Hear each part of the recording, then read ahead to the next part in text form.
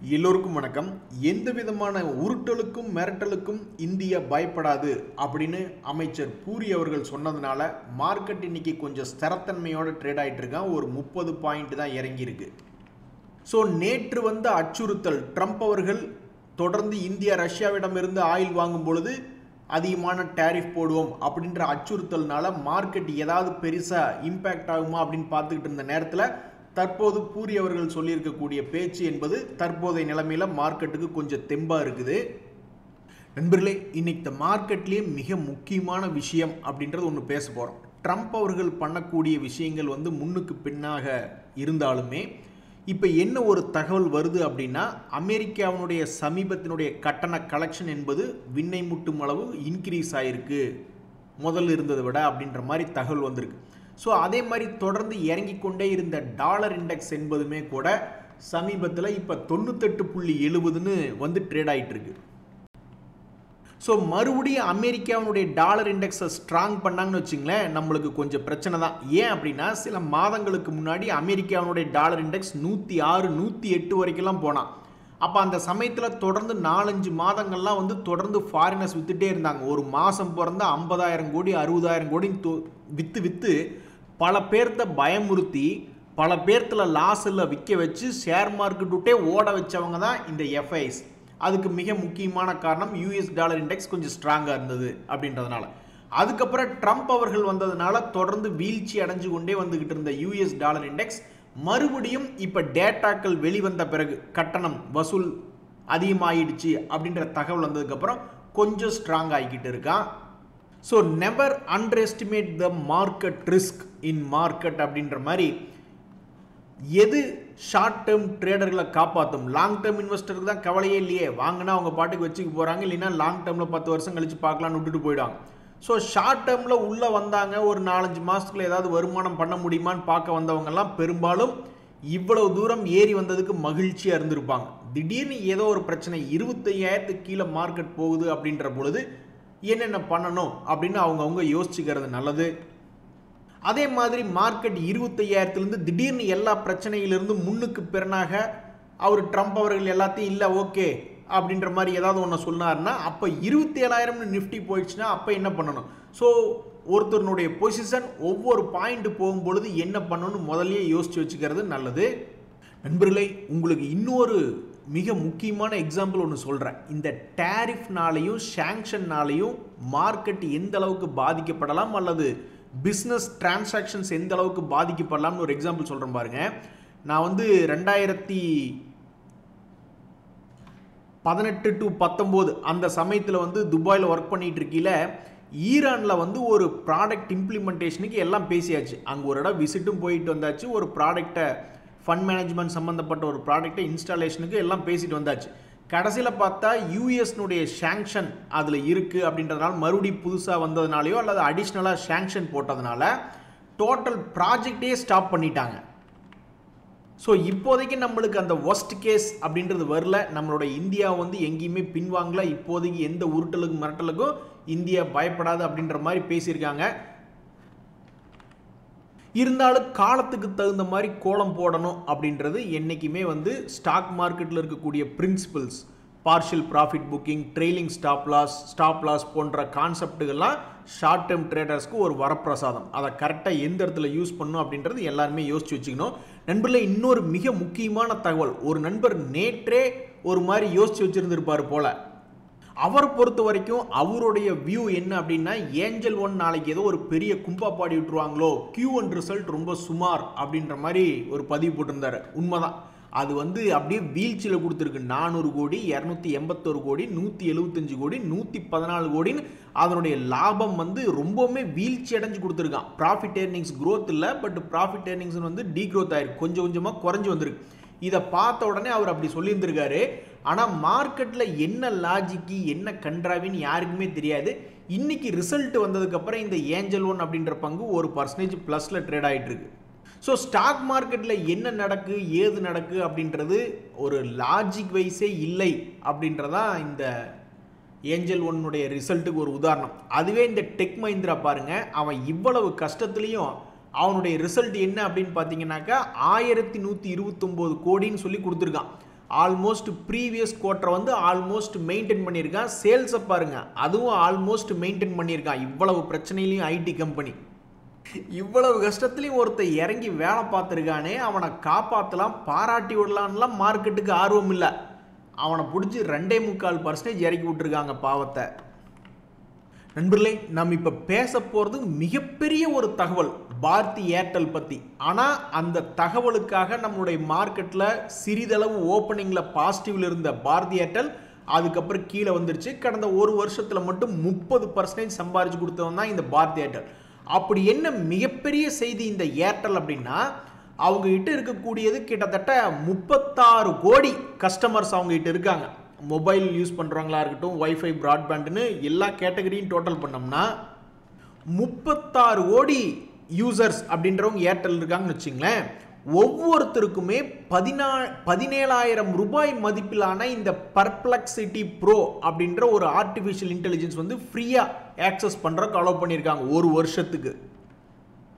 ஏற்கனவே எத்தனை ஃப்ரீ கொடுத்துருக்காங்க, ஏதோ படமெல்லாம் பார்த்துக்கலாம், அமேசான் பிரைமா எனக்கு சரியாக ஞாபகம் இல்லை, ஓடிடியில் நிறைய ஃப்ரீயாக பார்த்துக்கலாம், அது மாதிரி எவ்வளவு, அப்புறம் காலர் டியூன், அந்த மாதிரிலாம் நிறைய ஃப்ரீ. அந்த ஏர்டெல் தேங்க்ஸ் ஆப் அப்படின்றது எடுத்து பார்த்தா தெரிய வரும். எத்தனையோ ஃப்ரீயை கொடுத்துட்டு இப்போ எத்தனை கோடி, கால்குலேட்டரே பத்தாது. 36 கோடி இன்ட்டு ஒரு ஆளுக்கு 17,000 ரூபாய்ன்னு போட்டால் எவ்வளவு வர்றது? ஸோ இதனால் வந்து இந்த இவங்களுடைய பிஸ்னஸ் அப்டேட் இது வந்ததுக்கப்புறம் இன்னைக்கு இந்த மார்க்கெட்டில் ஏதாவது பெரிய பிரபலமே ஏற்படுத்துமோ அப்படின்னு இந்த பாரதி ஏர்டெல் பார்த்துட்டு இருந்தாக்க வெறும் ரொம்ப சுமாராக ஃப்ளாட்டாக ட்ரேட் ஆகி கொண்டிருக்கிறது. அதாவது நண்பர்களே, ஒரு வார்த்தை சொல்லுவாங்க, உன்னுடைய டீமில் இருக்கிற ஒவ்வொருத்தனையுமே ரொம்ப ஸ்ட்ராங்காக உருவாக்கு, அதனால் எதிரிக்கு யார் உன்னுடைய லீடர் அப்படின்றதே தெரியாத மாதிரி ஆயிடும்.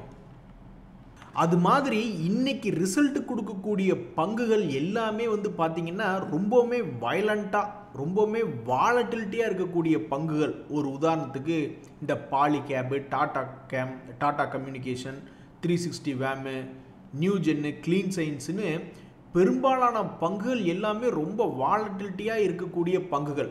ஸோ இன்றைக்கி மார்க்கெட் ரொம்ப ஃப்ளாட்டாக இருக்குது, பல பங்குகளும் ஃப்ளாட்டாக இருக்குது. அப்படின்ற நேரத்தில் எப்படி ஒரு கோயின்சிடன்ஸாக இன்றைக்கு வரக்கூடிய ரிசல்ட்டுகள் என்பது மிகவும் வாலட்டிலிட்டியான பங்குகளுடைய ரிசல்ட்டுகளாக வருது. ஸோ நாளைக்கு ஏதாவது வான வேடிக்கையாக இருக்குமா, மேலேயோ அல்லது கீழேயோ பெரிய அளவில் ஏதாவது மூவ்மெண்ட் இருக்குமா அப்படின்றதான் இப்போ ஒரு மிகப்பெரிய ஒரு கேள்விக்குறியாக இருக்குது.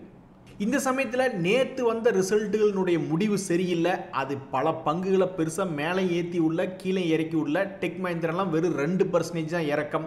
லோட்டஸ் சாக்லேட்டுன்னு ஒன்று, அது ஒரு 5% இறக்கம். இதே பெருசாக ஏறின பங்குகளில் இந்த ஐஎக்ஸிகோ எதுக்கு 15% ஏற்றி விட்டாங்கன்னு தெரில.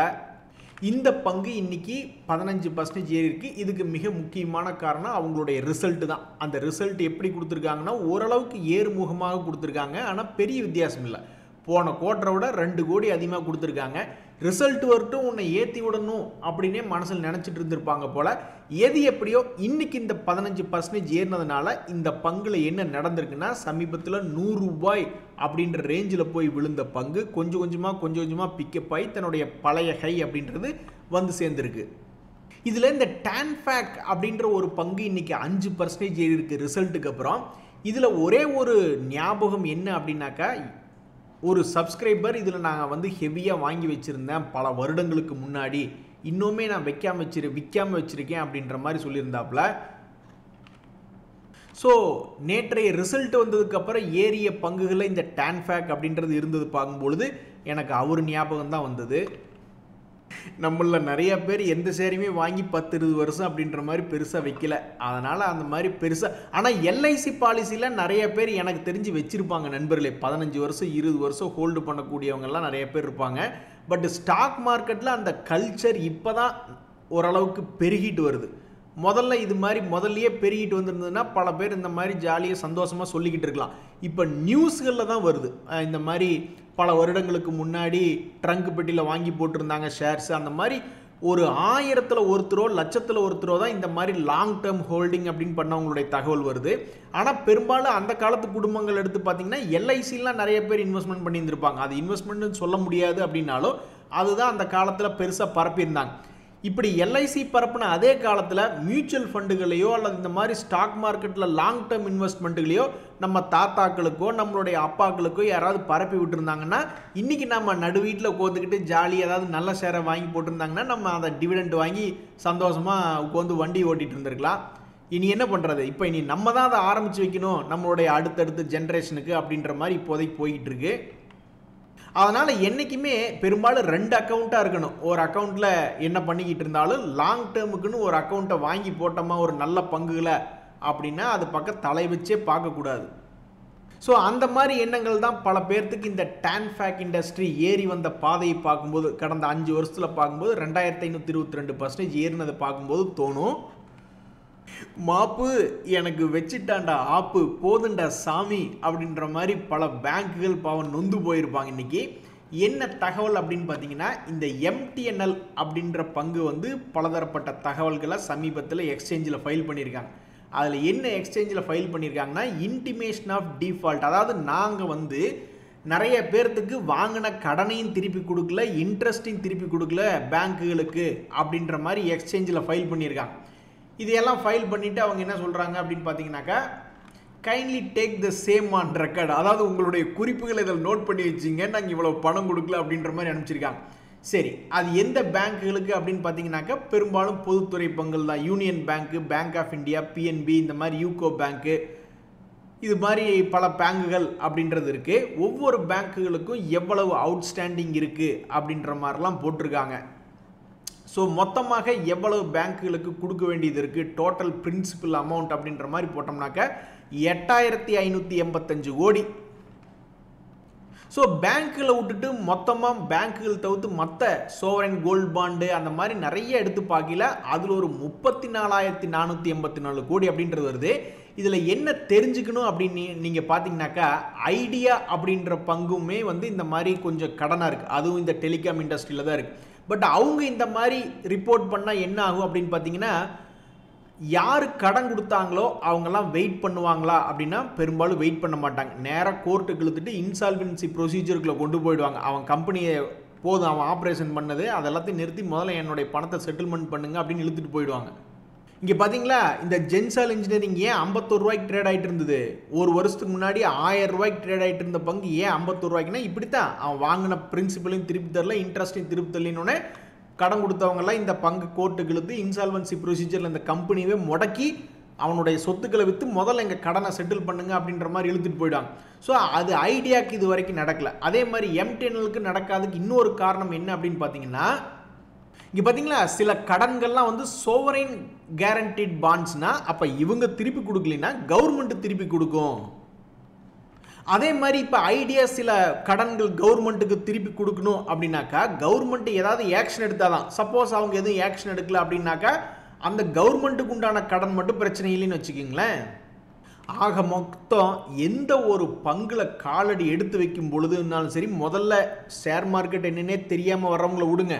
பட் ஷேர் மார்க்கெட்டுக்குள்ள ஒரு 4-5 வருஷம் இருந்து பழகிட்டாங்கன்னா முதல்ல வந்து இருக்கிறதுலே ஒஸ்ட் கேஸ் சினாரியோ அப்படின்றது நடந்துடக்கூடாது. அப்படின்னு என்ன அர்த்தம், அந்த கம்பெனி வந்து லாபம் செஞ்சு கொண்டே இருக்கக்கூடிய ஒரு கம்பெனியாக இருந்ததுன்னா தான் மனசுக்கு நிம்மதி என்பது வரும். அல்லது அது தொடர்ந்து டிவிடெண்ட் கொடுத்து கொண்டு இருக்கக்கூடிய கம்பெனியாக இருந்தால் மட்டும்தான் ஒஸ்ட் கேஸ் சினாரியோ. தொடர்ந்து ஒரு பங்கினுடைய விலை கீழே போச்சுன்னா அதை எப்படி ஹேண்டில் பண்ணுறதுனா, அவன் கடைசிக்கு டிவிடெண்ட் கொடுக்கக்கூடியவனாகவோ அல்லது அது லாபம் செய்யக்கூடிய கம்பெனியாக இருந்தால் மட்டும்தான் அந்த ஒஸ்ட் கேஸ் சினாரியோ அப்படின்றது நம்ம ஹேண்டில் பண்ண முடியும். இல்லைனாக்கா அப்புறம் பெரிய கும்பாயிடும் என்னைக்காவது ஒரு நாள். இப்போ பார்த்தீங்களா, ஜென்சால் இன்ஜினியரிங்லாம் டிவிடெண்டே கொடுக்காத பங்கு, அவன்லாம் கீழே வீழ்ச்சி அடைய ஆரம்பிச்சது கடந்த ஒரு வருஷத்தில் 1000 டு அவன் பாட்டுக்கு இப்படி 51 போயிட்டான். ஸோ யாராவது அவங்களுடைய ஃபில்டர் கண்டிஷனில் எந்த ஒரு பங்காக இருந்தாலும் கடைசிக்கு அவன் டிவிடெண்ட் கொடுக்குற மாதிரி இருந்தால் தான் நான் உள்ளே என்ட்ராவேன் அப்படின்னாங்கன்னா அவங்க இந்த கேஸில் தப்பிச்சிருப்பாங்க. ஒரு நண்பர் பாருங்க, கடுப்பு ஏத்துறார் மை லார்ட் அப்படின்ற மாதிரி 338 ரூபாய்க்கு ஒரு பங்கை வாங்கி அதை 348 ரூபா வெறும் 10 ரூபா லாபத்தில் வித்துட்டாராம். அவர் வித்த உடனே ஸ்வங்கின அது 394 வரைக்கும் போயிடுச்சு அப்படின்ற மாதிரி இப்போ அவன் வருத்தப்படுறாரு. இந்த திலக் நகர் இண்டஸ்ட்ரீஸ் அப்படின்ற பங்கை பற்றி தான் பேசுகிறாப்புல. அது ஒரு காலத்தில் 200 ரூபாய்ன்னு இந்த வருஷத்தில் ஏப்ரல் மாதத்தில் போய் விழுந்திருக்கு. இன்று அது 400ஆக ஏறி இருக்கு. ஆக மொத்தம் ஒரு 100% என்பது கடந்த 4 மாதத்தில் ஏறி இருக்கு. ஸோ எந்த ஒரு பங்குமே பெருசாக வீழ்ச்சி அடையும் போது அது பெருசாக மேலே எழுச்சி வர்றதுக்கு ஏதாவது வாய்ப்பு கிடைக்குதா அப்படின்ற மாதிரி நிறைய பேர் பார்க்குறாங்க. ஸோ 100% ஏறக்கு இந்த பங்குல எது தகுதியாக இருந்திருக்குன்னா நிறையா பேராமீட்டர்ஸ் போய் செக் பண்ணுவாங்க. அதில் முதல்ல ப்ராஃபிட் ஏர்னிங்ஸ் க்ரோத் மட்டும் இருக்கா அப்படின்னு போய் செக் பண்ணுறதுக்கு பல பேர் ஆவலாக இருப்பாங்க. அந்த வகையில் நான் போய் பார்க்குறேன். ஆமாம், அந்த மாதிரி ஒரு ஏர்னிங்ஸ் க்ரோத் என்பது போன லாஸ்ட் Q4 குவார்ட்டரில் காமிச்சிருக்கான். மார்ச்சினுடைய ரிசல்ட்டு ஏப்ரல் மே அப்படின்னு ஏதோ ஒரு மாதத்தில் வந்திருக்குன்னு வச்சுக்கோங்களேன். ஸோ அப்போ அந்த சமயத்தில் வந்து அந்த பங்கு மார்க்கெட் ஏறும் பொழுது அவனும் ரெக்கவரி ஆகி அவனுடைய ரிசல்ட்டுக்கு அப்புறம் இன்றைக்கி இந்த அளவுக்கு வந்திருக்கு. இனி Q1 ரிசல்ட் எப்படி கொடுக்க போகிறான்னு தெரில. அப்படி ஓரளவுக்கு நல்லா வந்து தன்னுடைய 52 வீக் ஹையை மொத்தமாக மீட் எடுத்தா இன்னும் சந்தோஷம்தான்.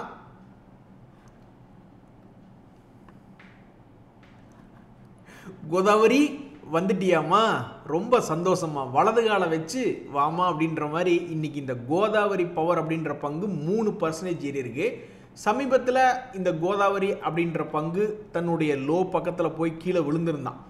அதுக்கப்புறம் சில மாதங்கள் கழித்து 175 ரூபாய் ரேஞ்சிலிருந்து இன்னைக்கு ஒரு 192 ரூபா வரைக்கும் வந்து ட்ரேட் ஆகி கொண்டு இருக்கக்கூடிய ஒரு பங்காக இந்த கோதாவரி அப்படின்ற பங்கு இருக்குது. இதில் ஒரு நண்பர் சொல்கிறாரு, நான் வாங்கினதுலேயே உருப்படியான ஒரு பங்கு எது தெரியுங்களா? இந்த சுவன் ஃபார்மா என்று அழைக்கப்படுகின்ற இந்த கொஹான்ஸ் அப்படின்ற பங்கு தாங்க. இன்னைக்கு அதுலேயே 2 பங்கு இருக்குது சுவன் அப்படின்ற பேர்லேயே. ஸோ சுவன் லைஃப் சயின்சஸ், சுவன் ஃபார்மா அப்படின்னு போட்டிருக்காரு. சுவன் லைஃப் சயின்சஸ் என்பது 289 ரூபாயில் ட்ரேட் ஆகிட்டு இருக்கு. ஆனால் நான் அது ஒரு காலத்தில் 130 ரூபாய்க்கு வாங்கினேன் அப்படின்ற மாதிரி சொல்கிறார். ஸோ இவர் வந்து நிறைய பேர் ஒவ்வொருத்தருடைய போர்ட்ஃபோலியும் பல ஷேர்கள் இருக்கும். அதில் நான் வாங்கினதுலேயே உருப்படியான ஷேர் அப்படின்னு சொல்லிக்கிறதுக்கு பொதுவாக இவருக்கு எவ்வளவு காலம் எடுத்திருக்கு? கிட்டத்தட்ட இவருக்கு 5 மாதம் நடந்திருக்கு. 5 மாதமாவது சில பேர் பங்குகளை ஹோல்டு பண்ணிகிட்டு இருப்பாங்களா அப்படின்னா நஷ்டத்தில் மேபி ஹோல்டு பண்ணிக்கிட்டு இருப்பாங்க. பட் லாபத்தில் ஹோல்டு பண்ணிகிட்டு இருப்பாங்களா அப்படின்றது டவுட்டு தான். ஏன்னா சில பங்குகள் ஏறுற மாதிரி ஏறி மறுபடியும் வாங்கின இடத்துக்கே கமுத்து விட்ருவான். ஸோ இவருக்கு ஆல்மோஸ்ட் 5 மாதங்கள் அப்படின்ற டைம் எடுத்திருக்கு. எதுக்கு? நான் வாங்கினதுலேயே ஒரு உருப்படியான ஷேர்னு சொல்லிக்கிறதுக்கு. அப்படின்னா என்ன அர்த்தம்? கடைசிக்கு ஸ்டாக் மார்க்கெட்டில் ஒரு 5 மாதமாவது ஒரு இன்வெஸ்ட்மெண்ட்டோ அல்லது ட்ரேடிங் ரேஞ்சில் கொஞ்சம் ஹோல்டிங் பண்ணாதான் ஏதோ உருப்படின்னு சொல்லிக்கிற அளவுக்காவது மேபி மேல் நோக்கி வரக்கூடிய வாய்ப்பு இருக்கிறதா பல பேர்த்துக்கு தோணும். நன்றி, வணக்கம்.